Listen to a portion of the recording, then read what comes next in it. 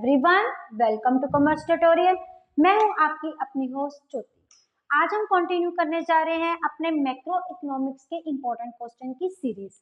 आज का हमारा फर्स्ट क्वेश्चन है डिफाइन द टर्म टैक्स। अब ये टैक्स होता क्या है?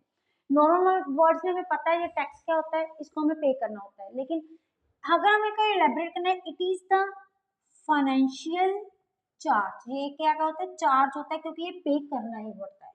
इम्पोज्ड ऑन, ये किस पे इम्पोज किया जाता है? या तो इंडिविजुअल पे या फिर फर्म पे, बाय द गवर्नमेंट। किसके द्वारा किया जाता है? अपनी गवर्नमेंट के द्वारा किया जाता है। तो इन अदर वर्ड्स हम ये भी बोल सकते हैं tax is a compulsory payment which is levied by the government on the individual as well as the firm. ये क्या होती है? कंपल्सरी पेमेंट करनी होती है। अब ये टैक्स टू टाइप्स के होते हैं, ये भी हमें पता है। एक होता है डायरेक्ट टैक्स, एक होता है इनडायरेक्ट टैक्स। डायरेक्ट से टैक्स क्या होता है? This is the person which is has to pay on a person on whom it is laid upon. जिसके ऊपर लगता है उसी को इसकी पेमेंट करनी पड़ती है। लेकिन इनडायरेक्ट टैक्स क्या है? It is not to be paid by the person on which it is imposed but it is shifted to any other person. इसको किसी दूसरे पर्सन के ऊपर क्या कर दिया जाता है? शिफ्ट कर दिया जाता है। अब डायरेक्ट टैक्स क्या होता है? जैसे हमारी इनकम टैक्स हो गया, वेल्थ टैक्स हो गया, या कैपिटल टैक्स हो गया। Capital gain. इनडायरेक्ट टैक्स क्या होती है? हमारी GST, value added tax, excise duty, ये सारी कस्टम ड्यूटी, ये क्या है? हमारी इनडायरेक्ट टैक्स आती है। सेकंड क्वेश्चन है why does consumption curve not start from origin. अब ये हमारी कर्व है, ये ओरिजिन से स्टार्ट क्यों नहीं होता? ये तो हमें पता ही है, जो कंजम्पशन फंक्शन है वो ओरिजिन से स्टार्ट ना होकर वो थोड़ी सी ऊपर से स्टार्ट होती है। उसका रीजन क्या है? क्योंकि when even income is zero, जब हमारी इनकम जीरो होती है तब पर्सन, हमारी जो कंजम्पशन है वो जीरो नहीं होती, क्योंकि पर्सन को अपनी बेसिक नीड्स को पूरी करने के लिए कुछ ना कुछ कंज्यूम करना ही पड़ता है। अभी हमारी बेसिक नीड्स क्या होती है? Clothing, food and shelter. पहले ये चीजें होती थी, अब इनमें एक और चीज इन्वॉल्व हो चुकी है, दैट इज अवर एजुकेशन।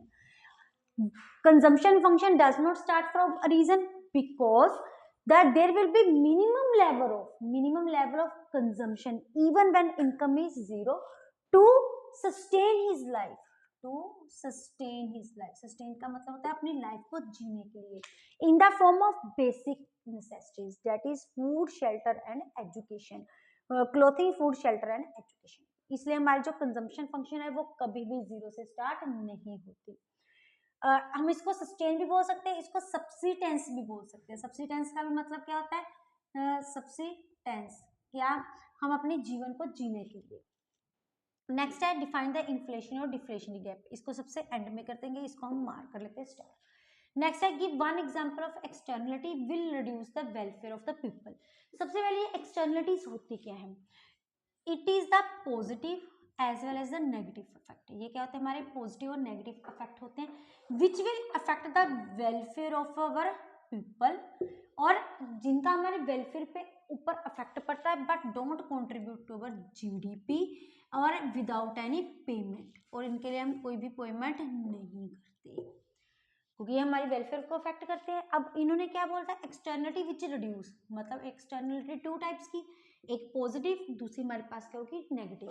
इसमें उन्होंने क्या बोला है? विच विल रिड्यूस, मतलब इनमें जो हमारी नेगेटिव इफेक्ट करती है, that is our air pollution. Air जो क्रिएट होता है, एयर पोल्यूशन। अब एयर पोल्यूशन दो वे से इंक्रीज होता है, या तो इंडस्ट्रियल में प्रोडक्शन की वजह से, या फिर हमारा क्या होता है? जो हमारे मोटर व्हीकल्स यूज होते हैं। अब ये क्या होता है? जो ये एयर पोल्यूशन क्रिएट होता है, इनकी वजह से दे विल नॉट बी पे फॉर द सोसाइटी, वो सोसाइटी को कुछ भी पेमेंट नहीं करते। ना ही जो इंडस्ट्री और मोटर व्हीकल्स चलाते हैं, ना ही वो इनकी जो हेल्थ इशू को कुछ डिटोरेट अपग्रेड करने में हेल्प करते हैं, क्योंकि सोसाइटी के जितने भी पर्सन है उनको सभी को इस पोल्यूशन की वजह से क्या करना पड़ता है? सफर करना पड़ता है। ना ही वो इनकी हेल्थ इशू करने में, जाए सोसाइटी की वेलफेयर के लिए कुछ कर सकते हैं। नेक्स्ट हमारा क्वेश्चन है give meaning of x ante saving. अब यहाँ पे दो वर्ड होते हैं। एंटे, एंटे का मतलब क्या होता है? प्लान्ड, कि जो भी हम प्लानिंग करते हैं। अब सेविंग फंक्शन जो होता है वो किसमें रिलेशनशिप शो करता है? सेविंग और इनकम का। It means it is a planned saving at the different level of income, अलग अलग इनकम के लेवल पे जो हमारी प्लान्ड सेविंग होती है that is knowns to be ex ante saving. अब in this case with the, अब सेविंग और इनकम में कौन सा रिलेशनशिप होता है, पॉजिटिव। जैसे जैसे हमारी इनकम इंक्रीज होती जाएगी वैसे वैसे जो हमारी सेविंग है it will be only x एंटे, जो हमारी सेविंग है वो भी इंक्रीज होती जाएगी।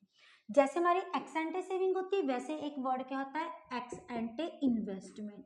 अब इन्वेस्टमेंट का मतलब होता है जो हम इन्वेस्टमेंट करते हैं, it is a planned investment at the various level of income, क्योंकि जो पूरा हम चैप्टर है वो किसके साथ कोरिलेट करके कर रहे हैं, इनकम के साथ रिलेटेड करके कर रहे हैं। तो ये क्या है, it is planned investment at the different level of our income. अब जो हमारी के इनकम के इंक्रीज होने, अब हमारी इन्वेस्टमेंट टू टाइप्स की होती है, एक होती है हमारी इंड्यूस्ड, एक हमारी क्या होती है ऑटोनोमियस। इनके बारे में हम फिर देखेंगे।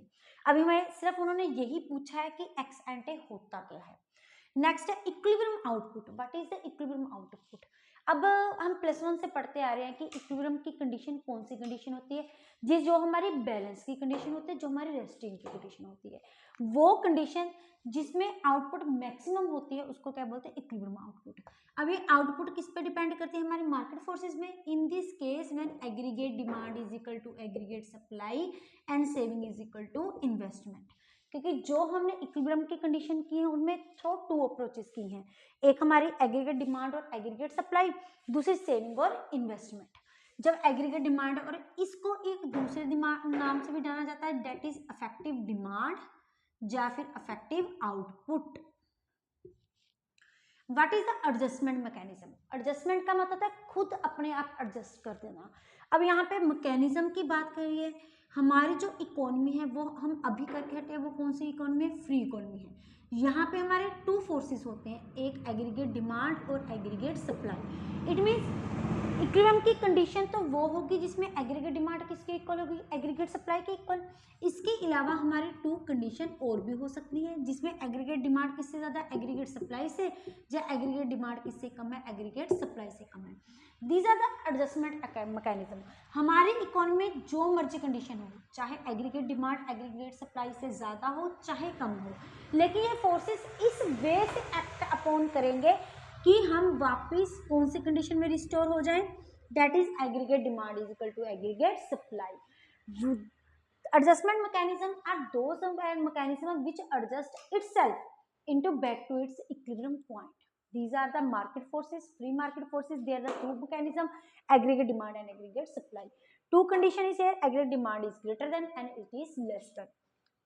Next हमारा क्वेश्चन है रिलेशनशिप बिटवीन एमपीसी एंड के मल्टीप्लाई। ये तो हमें पता है कि एमपीसी और मल्टीप्लाई में कौन सा रिलेशनशिप होता है, हमारा direct relationship. On the other hand MPS और मल्टीप्लाई में कौन सा रिलेशनशिप होता है, हमारा इनडायरेक्ट रिलेशनशिप।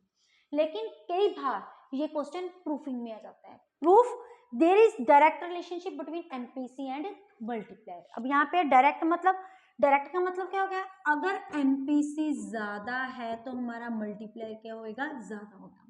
एक केसेस लेते हैं, एक ए केस ले ले, एक हमने कौन सा ले लिया, बी केस। इसमें सपोज कर ले एमपीसी की वैल्यू कितनी है, 0.2, इसमें हमने कितनी सपोज कर ली, 0.8। अब मल्टीप्लायर का फार्मूला क्या होता है, 1/1 माइनस एमपीसी, ये क्या आ गया 1/0.8 इंटू 10, ये हमारा आ गया 4, ये आ गया 5, ये आ जाएगा हमारा 1.25। अगर हमने 0.8 सपोज किया तो क्या हो गया 0.8, it will becomes to be 2, तो ये क्या हो गया हमारा 5 टाइम्स। हैंस क्या हो गया, प्रूफ्ड। जब हमने एमपीसी की वैल्यू कम ली थी तो मल्टीप्लायर हमारा क्या था, कम था। इसके साथ हम वर्ड कौन सा यूज करते हैं, अपना टाइम्स का। जब हमने एमपीसी की वैल्यू इंक्रीज कर दी तो मल्टीप्लायर हमारा क्या हो गया, इंक्रीज हो गया। नेक्स्ट हमारा क्वेश्चन है relationship proof there is indirect relationship between MPS and multiplier. Same way से इसको सॉर्ट आउट करेंगे। एक केस में हमने एमपीएस की वैल्यू कितनी सपोज कर ली, 0.2। अदर केस में हमने एमपीएस की वैल्यू को क्या सपोज कर ली, 0.5। अब हमारा मल्टीप्लायर का फार्मूला क्या होता है, 1/MPS, ये हमारा इस केस में क्या हो गया 5, और इस केस में हमारा मल्टीप्लायर क्या हो जाएगा इंटू 10, 2 टाइम्स। अब देखो जब एमपीएस की वैल्यू कम थी तब मल्टीप्लायर क्या था, ज्यादा था। जब एमपीएस की वैल्यू ज्यादा ले ली तो हमारा मल्टीप्लायर क्या हो गया, कम हो गया। Hence proofed. इन दोनों में कौन सा रिलेशनशिप है, डायरेक्ट, लेकिन इन दोनों में कौन सा रिलेशनशिप है, inverse as well as indirect. Next है हमारा most important question, can AD aggregate demand continue to, यहाँ पे आएगा excess demand. It is not the question of aggregate demand, aggregate demand ही ले लेते हैं क्योंकि aggregate demand continues to rise even beyond the level of full employment condition. क्या हमारी aggregate demand full employment condition के बाद भी इंक्रीज होती है? अब देखो, जब हमारी aggregate demand is aggregate supply eight full employment condition पे होती है तो इस कंडीशन को हम क्या बोलते हैं? एक्सेस डिमांड की कंडीशन। अब ये कंडीशन क्या होती है? हमारी इकोनॉमी ऑलरेडी फुल एम्प्लॉयमेंट की कंडीशन में है तो हम आउटपुट को इंक्रीज नहीं कर सकते, मींस सप्लाई को इंक्रीज नहीं कर सकते। लेकिन अगर इस केस में डिमांड कंटिन्यूसली इंक्रीज हो जाए, पॉसिबल है, अब जो चीज़ लिमिटेड होगी उसकी डिमांड ज़्यादा होगी, एज अ रिजल्ट प्राइस क्या हो जाएगी? ज़्यादा हो जाएगी। एक्सेस डिमांड में तो जो गैप होता है उसको हम क्या बोलते हैं? इन्फ्लेशनरी गैप बोलते हैं। लेकिन अगर बियॉन्ड द फुल एम्प्लॉयमेंट में ज्यादा की बात हो जाए तो उस इन्फ्लेशनरी को क्या बोलेंगे हम? Demand pull inflation. कि ये जो डिमांड है वो किसको पुल कर रही है? इन्फ्लेशन को पुल कर रही है, जिसके कारण जो हमारे रिसोर्सेज होंगे वो क्या होंगे? ओवर यूटिलाइज्ड होंगे, जिसके कारण हमारी इकोनॉमी में जब किसी भी चीज को हम ओवर एक्सप्लॉयटेशन यूज करते हैं, नेट इफेक्ट क्या होती है? हमारी इकोनॉमी में कौन सी कंडीशन आ जाती है? डिप्रेशन की condition. This is the most important question. ये क्वेश्चन हमारी अभी तक ये उसमें एक्सप्लेन नहीं किया गया। दोबारा बोलती हूँ, अगर बियॉन्ड का मतलब होता है ज्यादा, फुल एम्प्लॉयमेंट की कंडीशन से ज्यादा। अब फुल एम्प्लॉयमेंट की कंडीशन में क्या होता है? एग्रीगेट डिमांड एग्रीगेट सप्लाई से ज्यादा होती है, इस कंडीशन को क्या बोलते हैं? Excess demand. और गैप को क्या बोलते हैं? Inflationary gap. अब ये कंडीशन क्या होती है? आउटपुट इंक्रीज नहीं होनी, सप्लाई इंक्रीज नहीं होगी। अगर फिर भी डिमांड इंक्रीज हो जा रही है तो इट मीन्स प्राइस इंक्रीज हो रही है। तो इस को हम क्या बोलेंगे? Demand pull inflation. मतलब जो इन्फ्लेशन क्रिएट हो रही है वो किसकी वजह से हो रही है? डिमांड की वजह से। अब रिसोर्सेज ओवर यूटिलाइज्ड है और हमारी इकोनॉमी में कौन सी कंडीशन आ जाएगी? डिप्रेशन की कंडीशन। नेक्स्ट है under employment condition. It is also related to these two questions, we will discuss later on. First of all we will take into account these one questions. Next है true false induced level of consumption. अब हमारी consumption two types की होती है, एक होती है ऑटोनोमियस, दूसरी हमारी क्या हो जाती है? इंड्यूस्ड। ऑटोनोमियस क्या होती है? Which remains the fixed. Fixed कौन सी होती है? वो consumption when income is zero, जो हमने ऊपर देखा है, जब इनकम जीरो होती है तो हम कुछ ना कुछ कंज्यूम करते हैं। किस पर्पज के लिए कंज्यूम करते हैं? To fulfil our basic necessity. और इस कंजम्पशन को हम क्या बोलते हैं? Autonomous consumption. और इसको किसके साथ डिनोट किया जाता है? सी बार के साथ। इंड्यूस का मतलब था चेंज होना।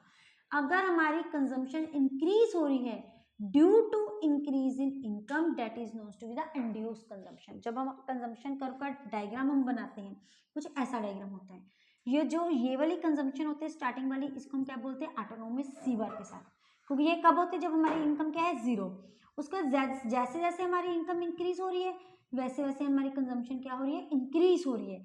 तो ये बाद वाली सारी कंजम्पशन को हम क्या बोलेंगे? Induce consumption. नेक्स्ट है हमारा induced level of consumption do not affected by level of income. क्या इसका इनकम के साथ कोई इफेक्ट नहीं पड़ता? अभी हमने क्या बोला है कि कंजम्पशन इंड्यूस्ड होती क्या है? वो जो इनकम के इंक्रीज होने के साथ इंक्रीज होती है। तो ये टर्म हमारी क्या हो जाती है? फॉल्स होती है, क्योंकि जो कंजम्पशन फंक्शन है वो किस पे डिपेंड करता है? It show the functional relationship between income and the consumption. Next है MPC can not be greater than 1। Yes, ये बिल्कुल ट्रू है। इसको दिमाग में रखना, ना ही एमपीसी और ना ही MPS, they can be greater than 1। Next है ऑटोनोमस कंजम्पशन। अभी हमने किया है वो कंजम्पशन जो हमारे इनकम लेवल के जीरो होने पे होती है, that is known to be autonomous consumption. और इसको हम डिनोट किसके साथ करते हैं? सी बार के साथ। अगर आप इनका स्क्रीनशॉट लेना चाहते हो तो आप ले सकते हैं। अगर अब हम आज देखेंगे inflationary gap, we will take into account in our next session. आज हम देखेंगे what are knowns to be the deflationary gap और इसका रिलेशनशिप हमारा अंडर एम्प्लॉयमेंट इक्विलिब्रियम के साथ कैसा होता है। ये कंसेप्ट हम शुरू से स्टार्ट करेंगे। One of the most important question. कई बार डिफ्लेशनरी गैप के बारे में पूछ लेते हैं, कई बार इनके रीजन पूछ लेते हैं, कई बार इनके मेजर्स पूछ लेते हैं। We will do it with the help of diagram and as well as example. ये सबसे पहले डिफ्लेशनरी गैप होता क्या है? डिफ्लेशनरी का मतलब क्या है? डिक्रीज। डी नॉन्स टू बी एक लर्न करने का method, D for decrease, that is जब इसमें क्या होती है, कम होती है। क्या कम होती है? डिमांड। हमेशा अगर हमने ज़्यादा करना है तो डिमांड को ज़्यादा करना है, अगर हमने कम करना है तो डिमांड को कम करना है, बस ये माइंड में रखियो। और डिफ्लेशनरी, सबसे पहले डिफ्लेशनरी गैप, सबसे पहले इसमें सबसे पहले कंसेप्ट हमें आता था डेफिसिट डिमांड। डेफिसिट डिमांड क्या होती है? when aggregate demand is less than aggregate supply at full employment condition। जब फुल एम्प्लॉयमेंट कंडीशन में हमारे एग्रीगेट डिमांड कम होती है, किससे? एग्रीगेट सप्लाई से, उसको हम क्या बोलते हैं? Full employment. अब ये जो फुल एम्प्लॉयमेंट की कंडीशन होती है, ये सोचना हमेशा ध्यान में रखना, ये कौन सी होती है? प्लान्ड होती है, ये कभी भी एक्चुअल नहीं होती, क्योंकि जो हम इसकी इक्विलिब्रियम, जो इसकी हम determination with the help of aggregate demand और सप्लाई कर रहे हैं, वो हम क्या करें? प्लानिंग कर रहे हैं। यहाँ पे जो इक्विलिब्रियम पॉइंट होगा वो भी क्या होगा? प्लान्ड ही होगा, एक्चुअल नहीं होगा। तो डेफिसिट डिमांड के टाइम पे जो गैप क्रिएट होता है उसको हम क्या बोलते हैं? Deflationary gap. अगर हमने डिफ्लेशनरी गैप को एक्सप्लेन करना हो, deflationary gap is refers to gap which arises at the condition when aggregate demand is less than aggregate supply and at full employment condition in the case of deficit demand। अब एक इसको एक छोटे से diagram के साथ समझते हैं। ये हमारा क्या है? ये यहाँ पे हम क्या शो करते हैं? Income, output and employment. और इधर वाली साइड हमारी फोर्सेस क्या है? एग्रीगेट डिमांड और एग्रीगेट सप्लाई। अब ये तो हम जानते हैं जो हमारा एग्रीगेट सप्लाई कर्व है वो हम हमेशा किस एंगल से शो करते हैं? 45 डिग्री से करते हैं। और जो हमारी एग्रीगेट डिमांड है वो कभी भी जीरो से स्टार्ट नहीं होती। इनके कंपोनेंट्स क्या होते हैं? सी प्लस एस, इसका क्या होता है? सी प्लस आई। अब ये कौन सा पॉइंट है? ई हमारा इक्विलिब्रियम पॉइंट है, लेकिन ये कंडीशन कौन सी है? हमारी फुल एम्प्लॉयमेंट कंडीशन की। और ये भी कौन सी है? हमारी फुल एम्प्लॉयमेंट कंडीशन की, क्योंकि ऊपर हम बता के हटे हैं कि जो भी प्लानिंग होती है वो किस पे होती है? फुल एम्प्लॉयमेंट में होती है। लेकिन जब हमने एक्चुअल देखा तो हमारी डेफिसिट का मतलब होता है डेफिशिएंट होना, डेफिशिएंसी होना, और डिफ्लेशन का मतलब क्या होता है? डिक्रीज होना, कम होना, किसका? Aggregate demand. अब कुछ भी नहीं, कंसेप्ट होगा क्लियर। अब हमारी एक्चुअल एग्रीगेट डिमांड क्या है? वो क्या है? इकोनॉमी में कम है, दैट इज एक्चुअल। और इस केस में ये E1 हमारा क्या है? इक्विलिब्रियम पॉइंट आ रहा है। और यहाँ पे हमारी इक्विलिब्रियम आउटपुट क्या थी? OQ। लेकिन इस केस में हमारी इक्विलिब्रियम हमारी आउटपुट क्या है? Q1 बन रही है। इट मीन्स जो ये हमारा ये गैप है यहाँ पे हमारी आउटपुट में, हमारे इक्विलिब्रियम पॉइंट में डिफ्लेशनरी, इसको हम क्या बोलेंगे? Deflationary gap. इसको यहाँ से भी डिनोट कर सकते हैं, इसको यहाँ से भी डिनोट कर सकते हैं। दोनों के केस में ये क्या होगा? सेम होगा। अब ये देखो, इस केस में क्या है? हमारी आउटपुट क्या होगी? कम होगी। अगर हमारी आउटपुट कम होगी तो नेट इफेक्ट हमारी एम्प्लॉयमेंट भी कम होगी। इट मीन्स जो हमारे रिसोर्सेज हैं वो भी क्या होंगे? अंडर यूटिलाइज होंगे, क्योंकि हमारे पूरे यूटिलाइजेशन ऑफ रिसोर्सेज कहाँ पे होने थे? ई पॉइंट पे होने थे, जिसमें हमने क्या की है? प्लानिंग की हुई है। लेकिन एक्चुअल में क्या है? वो E1 है, वो क्या हो गए? कम हो गए। तो दिस वन जो हमारी फुल एम्प्लॉयमेंट के नीचे एम्प्लॉयमेंट होती है, that is knowns to be under unemployment. वो जो हमारी एम्प्लॉयमेंट की कम सिचुएशन को क्या बोलते हैं? हम under unemployment. Under unemployment refers to equilibrium point which arises at this point.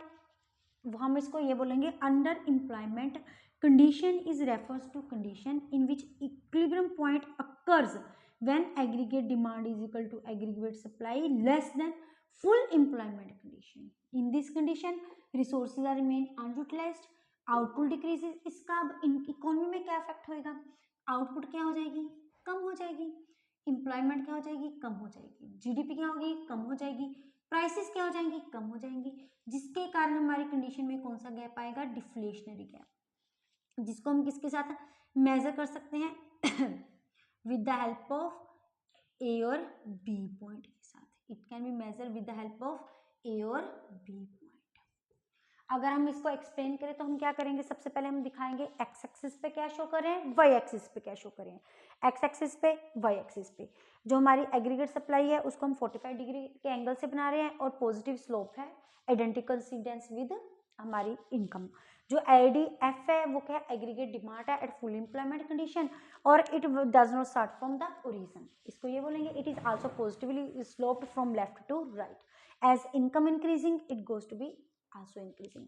But in the actual economy हमारी aggregate demand की थी ADA थी, और जो हमारा फुल एम्प्लॉयमेंट इक्विलिब्रियम पॉइंट क्या था, ई था, और OQ थी हमारी इक्विलिब्रियम आउटपुट थी। लेकिन एक्चुअल डिमांड कम होने की वजह से हमारी जो इक्विलिब्रियम पॉइंट है वो कौन सा, E1 है, और हमारी आउटपुट कितनी है, OQ1। It means output in this case our resources remains unutilized, क्योंकि full utilization of resources always occur at full employment condition. As a result, output is going to be decreased by Q1 and Q, और ये सब कुछ क्या हो जाएगा, हमारा decrease हो जाएगा. As a result, prices will also decrease, and gap that lies between the A and B point due to these underutilization of resources, it is known to be the deflationary gap.